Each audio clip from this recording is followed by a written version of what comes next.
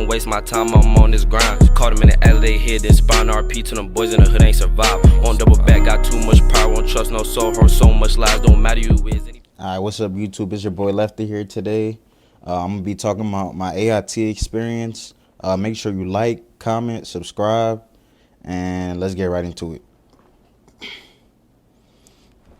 Alright, so like I said in my blue phase video, after graduation, we got loaded up onto the no, not after graduation, but like some people leave the day of graduation if they staying on the same base, but I had to go from Fort Sill to Fort Leonard Wood, so I had to wait the following day. So we graduated on Friday and then we left on Saturday. So Saturday morning, you wake up, you get all your paperwork and shit, you bring all your shit down, like you got to make sure everything is empty out your locker and all that. Then you form up outside where the bus comes. They give you all your paperwork, you take it with you, like it comes with your certificate, your what's it called, mad paperwork, but I don't even want to talk about that. But yeah, you get your paperwork and shit, then they put you on the bus. I think I had a 6-hour drive, and I ain't gonna lie, the buses was nice too. Like the buses was nice. It was like coach buses. They had I think it had Wi-Fi. Yeah, they had Wi-Fi on that bus, I think, and you could charge your phone and all that shit. So yeah, I mean, they don't stop for no food or nothing. Nah, they stopped, but like it was vending machine food and shit. So I mean, it was, but yeah. So we drive for that 5 hours from, was it Oklahoma to not St. Louis but Missouri, Fort Sill. I forgot what's the. I mean Fort Leonard Wood. I forgot what's the name of the town, but yeah, we get there. You get on base, and then they take you to the reception that they got over there, and then you wait for your new drill sergeants to come. So then they come. Oh yeah, before I even talk about when they come, so me personally, I'm an 88 mic. So, but like I had like 20 to 30 people that was 88 mics in my battery out of like 140. So it was a lot of us. So a lot of people that I went to basic training with, I went to AIT with also. So it was like 25 of them maybe.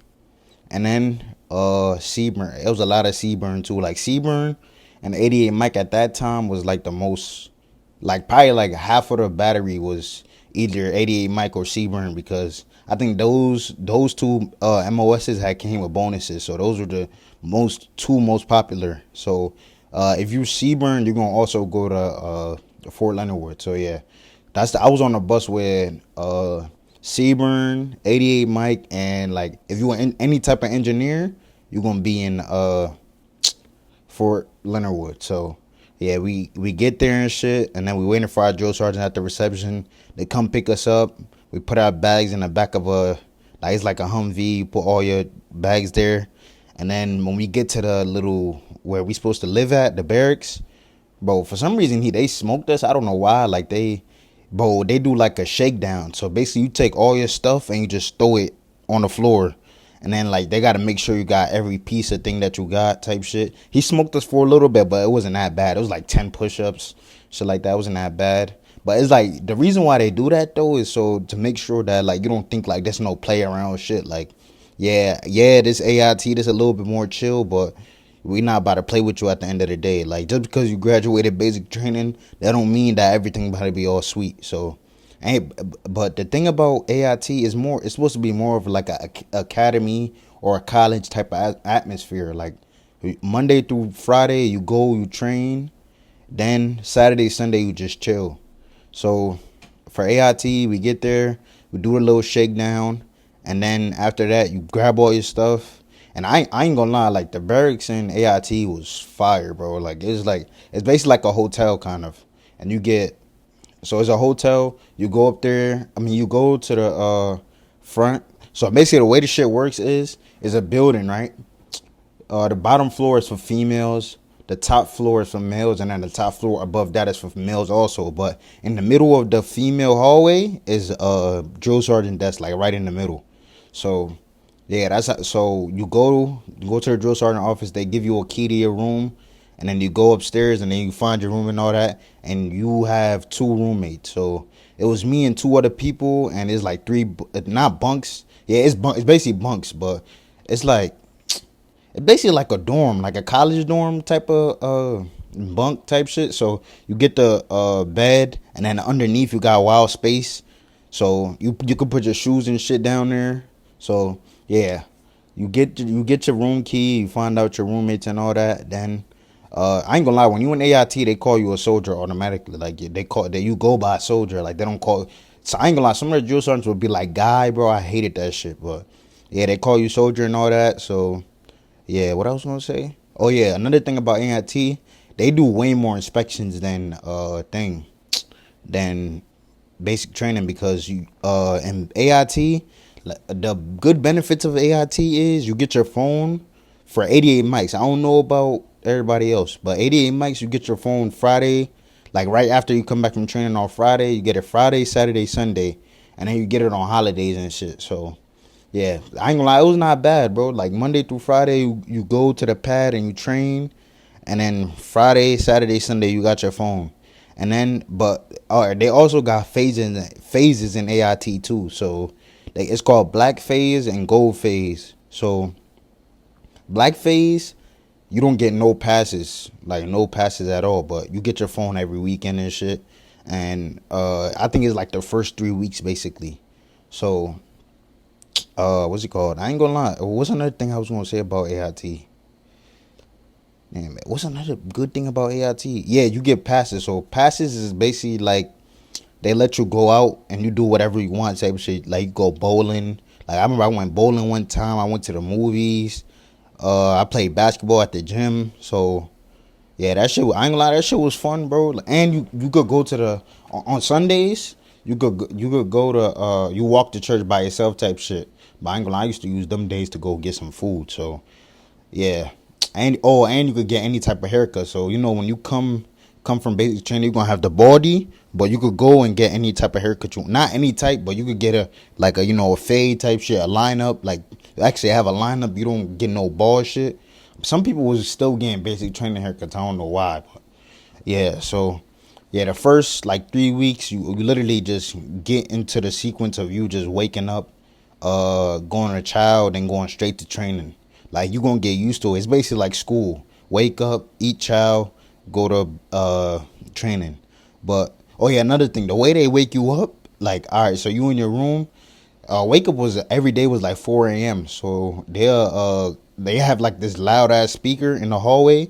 They be like, wake up, wake up, wake up. Like bro, that shit was crazy. So yeah, they'll wake you up. Then I mean, some days you'll have PT. So you do have PT and AIT too, and I feel like the PT and AIT was worse, bro. We ran way more in AIT than we ran in basic training. Like I think it's because it was my battery though, because we had these drill sergeants that love fucking running, bro. Like my first sergeant was a fiend to run, bro. We used to run every Monday, Wednesday, Friday, and I remember this one week we did this shit called Car Wash Hill. Oh my goodness. Like you run down this hill for like 4 miles and you gotta run all the way back up, bro. That shit was insane. But yeah. So some days you do PT, some days you don't. And then yeah, you basically get used to going to training all day, and then you come back and you chill. I ain't gonna lie, when you're not training, you're really not doing shit in AIT, bro. Like they don't really be bugging you like that. So yeah, so you do that, and then after the first 3 weeks, then you get to go to gold phase. But so I know some people that don't end up going to gold phase. But yeah, so in gold phase you get a pass every week. Like Friday, I think Friday, Saturday, and Sunday. Like you get not Friday, but Saturday and Sunday you get a pass. So for them last 3 weeks, cause my AIT was 6.5 weeks. Like it's probably one of the shortest AITs, other than like artillery. I think they should like 5 weeks. But yeah, so you get a pass every 2 weeks. I mean every week for like Saturday and Sunday. But like I was getting so much passes, I'm like, yo, I don't even feel like going out today. Like if you want to, you can stay in the barracks, but that means you gotta march to chow. But yeah, you get to go out the whole time with your phone and everything. What's another good thing about AIT? Yeah, I'm telling you, AIT is more of like some individual shit. Like you really don't like get in trouble for everybody. Like I mean, you could still get smoked in AIT. Don't get me wrong. Like don't think everything is sweet. but you definitely on your own type shit. Like if you fuck up, it's over. Like you gonna get the punishment type shit, and it's like way more chill. Like the drill sergeants get mad, but like they don't be that mad type shit. Like they know it's supposed to be like an academy. It's like certain shit in AIT they can't do too type shit. Oh, wait, I got a story time since this video. I want this video to be a little long, so what's it called? Remember how I was telling you about the little sharp shit that goes on, like sexual assault and all that? So, and AIT, you need to watch out because you got all that freedom, but like people be thinking, oh, okay, so now I can have sex with, I can fraternize and I could do all that other shit. You get caught doing that, especially depending on the drill sergeant, like they'll dead ass like chapter you out. Like I remember this dude in my company. His ass got caught, like, so in the middle of the night. Oh, fire guard. I forgot to bring that up. So I'm going to talk about fire guard first, then I'm going to finish the story. So for fire guard, I remember when I first went, we would have fire guard like every 3 days. No, like every other day. But that's because we was waiting for another truck to like start type shit. So, oh yeah. So my shit was supposed to be 6 weeks long, but ended up being 7 weeks because we had to wait a week for them to like set everything for everybody to come. Like I think we only had 60 people at first, and we had to wait for like it to be like 90 so they could start the class. So yeah, what was that at? So we had to wait a whole extra week type shit, right? So fraternizing and all that. So what he did was during fire guard. Oh yeah, during fire guard, like you do everything on your own too. Like you'll wake up, go downstairs, sign your name, and then go back upstairs and then do whatever your task is, right? But this the thing about the floors and stuff. So the first floor, like I said, is for females. The second floor is males. The third one is males too. But females can't go to the male floor without a drill sergeant like being with them type shit, right? And males, they can't cross a certain line in the female floor. Like they got the gym downstairs and all of that, but you can only go to the gym and that's it, and the day room, that's it, and like vending machines and shit. But that's really it. So what he did some crazy shit. So during fire guard, his ass, like sometimes the drill sergeants be like slacking, like they'll go to sleep or some shit. His ass went downstairs, right? Goes to the female thing, right? I guess he was in cahoots with this girl. She left her door open so he could go inside her room type shit. Literally goes downstairs. During fire guard, his females doing fire guard and his males doing fire guards at the same time. So he talked to one of the girls doing fire guard, telling her, "Oh, don't tell on me or nothing. Like I don't want to get caught or nothing." He goes in the girl room. He does what he does. If you know what I'm talking about. He does what he does, and literally 20 minutes later, the girl that was on fire guard snitches on him, and then the drill sergeant goes to the room and just like, I bet. He just wrote the shit up, and then literally 2 days later, the bro was getting kicked out the army. And the bad thing about it is, his ass is still there right now.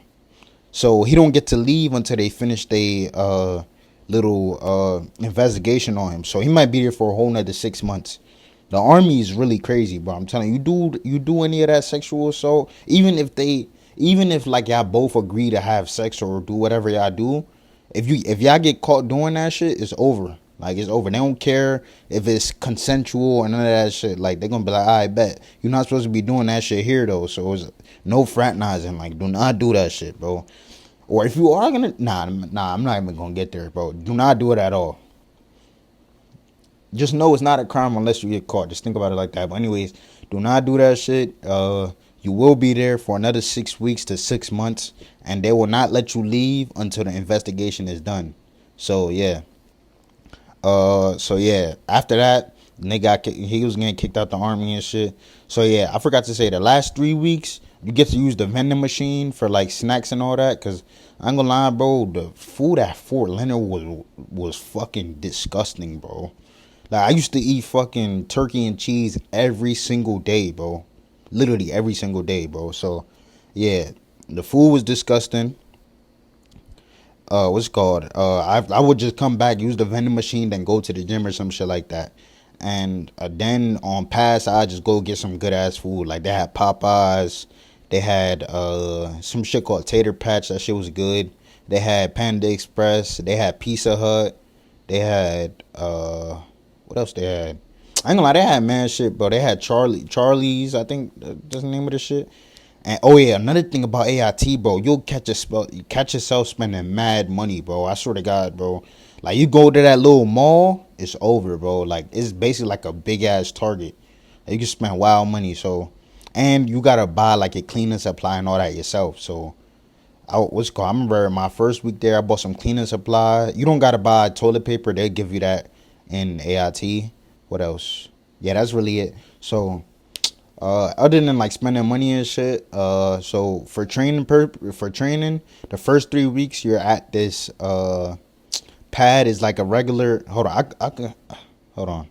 I forgot what's the name of the fucking truck, but it's like a regular truck. It's still like a big truck, but it's a regular truck though. And you do like simple shit like load and unload.